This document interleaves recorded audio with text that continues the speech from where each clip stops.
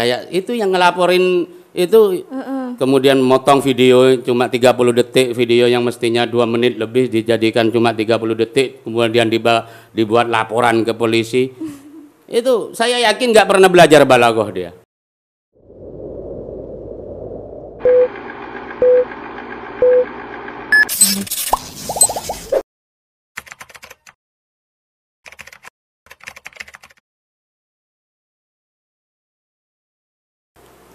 Assalamualaikum warahmatullahi wabarakatuh. Saya Vendar, pimpinan cabang Gerakan Pemuda Ansor Kota Keraksaan baru saja berganti nahkoda. Siapa sangka aktivis yang awalnya dianggap semenjana justru menjadi jawara.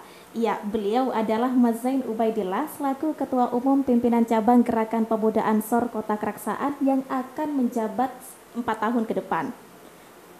So, terobosan apa saja yang akan dilakukan oleh Mas Zain Ubaidillah selaku Ketua Umum Pimpinan Cabang Gerakan Pemuda Ansor Kota Keraksaan, dan bagaimana pula beliau menghadapi tantangan dalam organisasi? Untuk mendapatkan jawabannya, simak podcast Bincang Pakar bersama saya, Siti Nurhaliza di pantura7.com. Kita sapa terlebih dahulu beliaunya. Assalamualaikum, apa kabar nih Mas? Alhamdulillah. Waalaikumsalam warahmatullahi wabarakatuh. Alhamdulillah sehat. Saya dengar kalau Anda itu sering kali dipanggil Grandong. Sejak kapan nih panggilan Grandong itu dan kenapa Grandong itu muncul? Bisa diceritakan nih Mas? Kok nyampe ke Grandong ini gimana ini? Ya, perlu saya tabayun ini. Ceritanya panjang, masa mau saya ceritakan? Mungkin dari waktu sekolah atau dari pondok dulu Pak. Grandong itu panggilan tidak sengaja sebenarnya. Itu waktu saya kuliah di YIN, masih semester 1 waktu itu. Biar publik tahu. Pada waktu itu saya ini orangnya tidak suka nonton TV. Apalagi yang sinetron, atau saya paling nonton TV itu hal-hal yang berkenaan berita-berita itu aja. Kalau dulu tahun 2000 itu ada sinetron namanya itu apa? Sinetron apa? Mak Lampir. Pada waktu itu.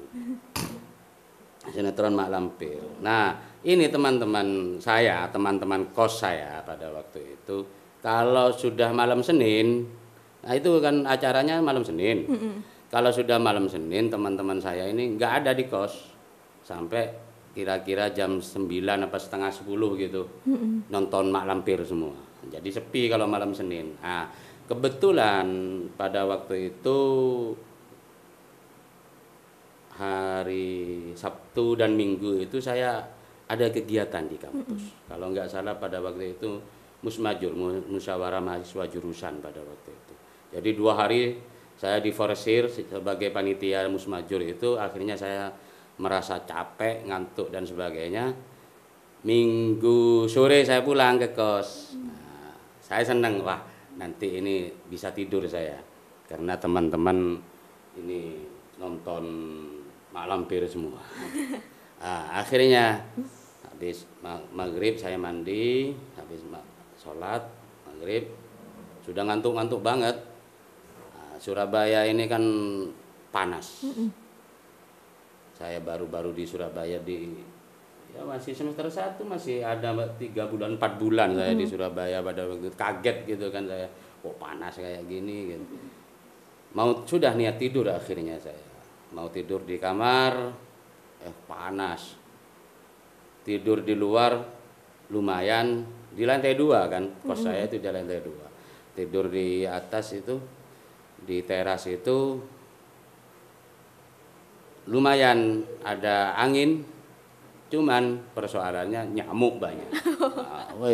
Serba bingung saya pada waktu itu. Akhirnya saya guling-guling, nggak bisa tidur, sampai teman-teman datang.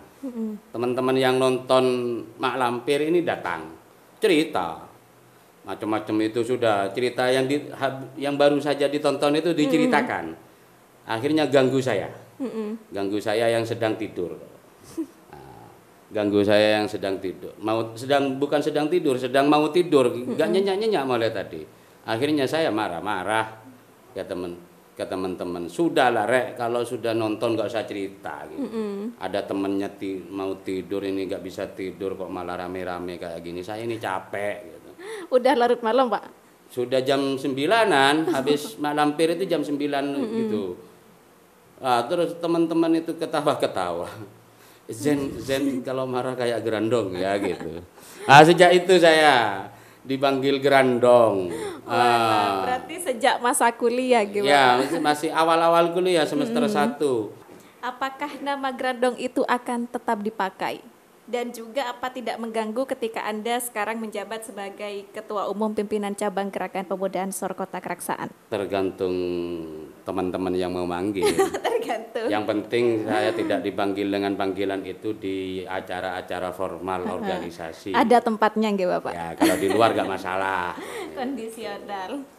Masa saya mau kasih sambutan umpamanya kepada sahabat gerandong kan gak? Betul-betul. Iya kan, bukan ini tidak hanya mencemarkan nama saya, tapi organisasinya kan gitu kan, organisasinya juga yang akan terbawa-bawa nanti. Kalau boleh tahu, selain kegiatannya menjadi Ketua Umum Pimpinan Cabang Gerakan Pemudaan SOR, itu kegiatan sehari-harinya apa nih, Mas? Saya petani. Petani. Oh, oke, Mas. Dari Gending, Mas ya, dari Banyuanyar Lor. Banyuanyar Lor. Dari Banyuanyar Lor. Terus saya juga dengar Anda terpilih dengan suara yang signifikan dibandingkan dengan calon lainnya pada konferensi cabang kemarin. Bagaimana nih ceritanya nih, Mas? Anda bisa menang, bisa diceritakan? Gini aja, di cabang Ansor Keraksaan itu ada 14 pimpinan anak cabang. Dan di 14 pimpinan anak cabang itu ada 212 ranting. Ada 212 ranting, Mbak. Ya. Kebetulan dalam momentum kemarin itu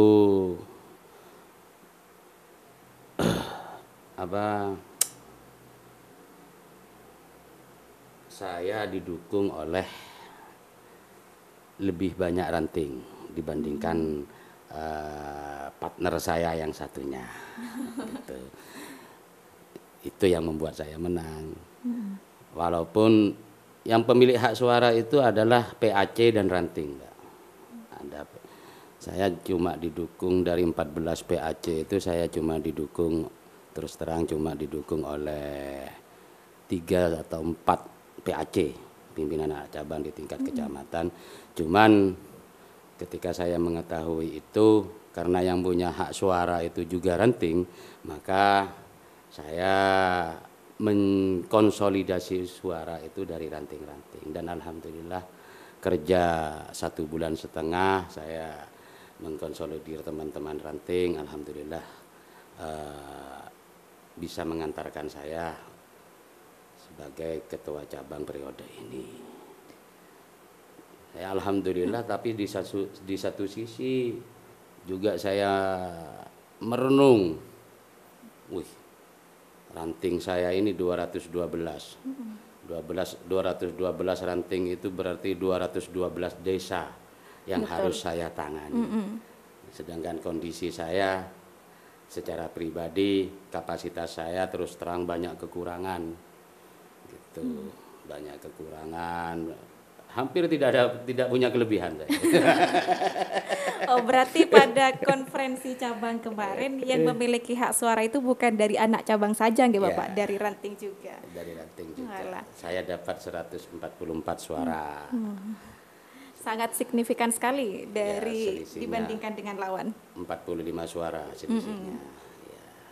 Kemudian nih Bapak, saya dengar juga bahwasanya di Ansor Kota Keraksaan Anda itu dinilai from zero to hero. Benar demikian nih Bapak? Iya. From serba kekurangan itu. Dari nol. Iya, benar-benar dari nol, bahkan dari minus. From minus tuh. Semoga kelak dengan keminusan ini karena kita sudah, bukan saya saja, ini bukan kerja saya saja, tapi kerja semua kader dan anggota Ansor Keraksaan.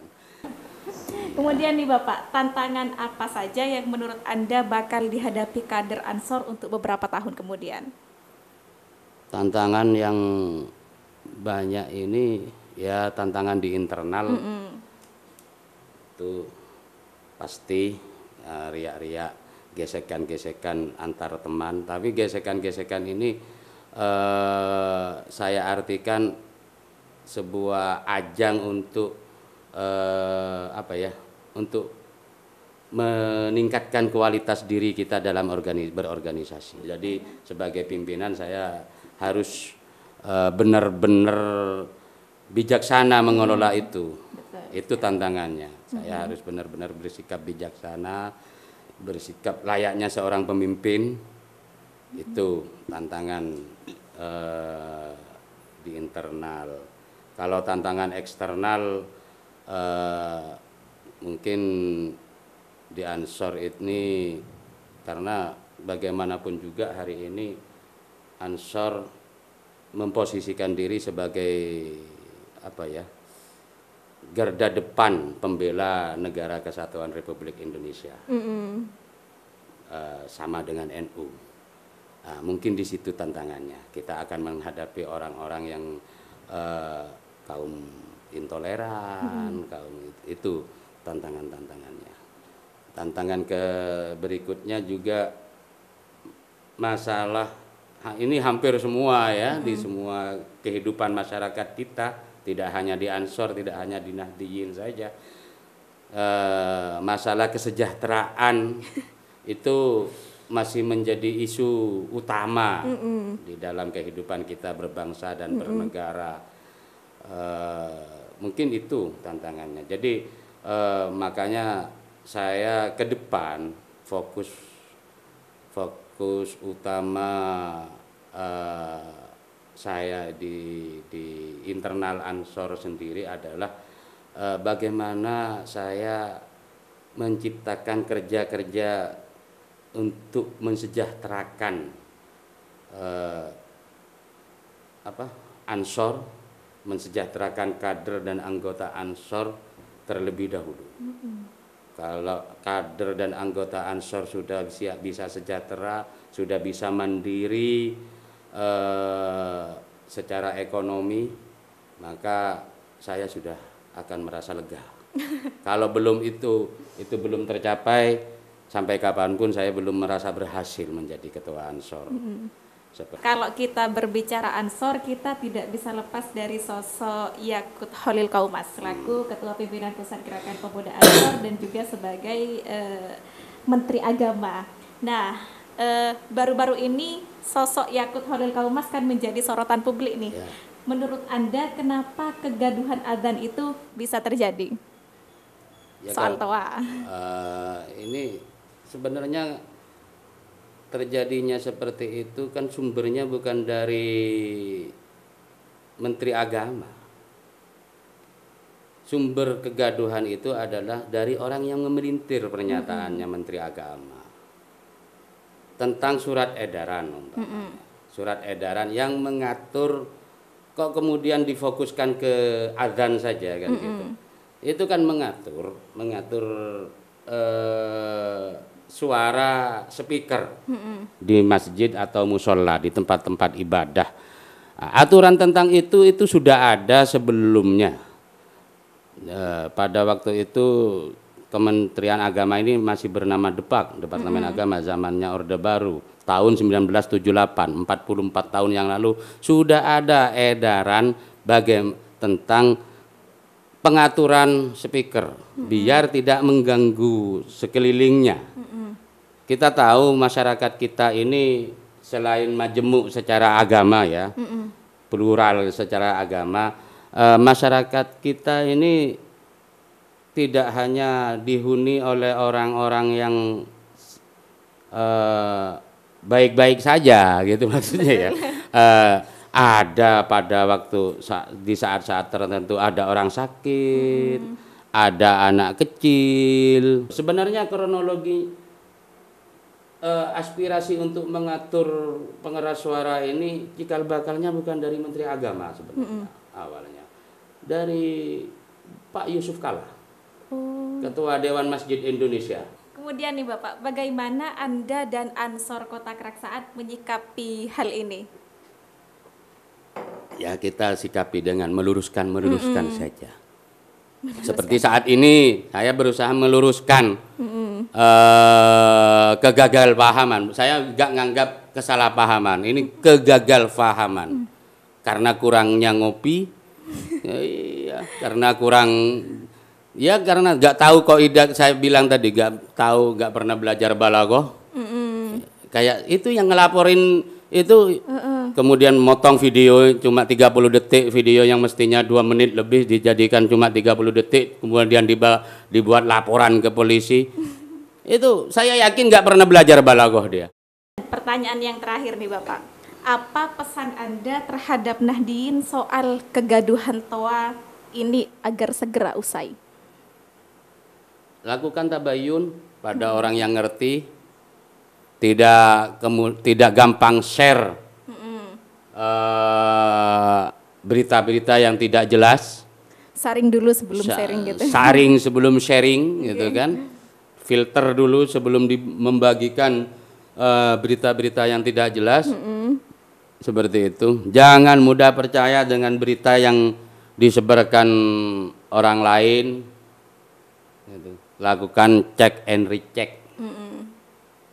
Sebelum kita nge-share, sebelum kita mengambil kesimpulan terhadap informasi yang masuk. Sekarang ini zaman ini Mbak, zaman apa? Hujan informasi. Ini saja nggih Bapak. Ya. Obrolan dari kita, baik Seveners, kita tutup obrolan kita hari ini. Semoga obrolan kita menjadi obrolan yang bermanfaat dan semoga menjadi gambaran tentang isu-isu terkini, yakni tentang TOA yang menyeret Ketua Umum Pimpinan Pusat Gerakan Pemuda Ansor. Jadi pesan untuk Seveners nih tentang isu-isu yang booming sekarang, yang pertama yaitu lakukan tabayun, kemudian yang kedua yaitu saring sebelum sharing, kata Mas Zain Ubaidillah selaku Ketua Umum Pimpinan Cabang Gerakan Pemuda Ansor Kota Keraksaan.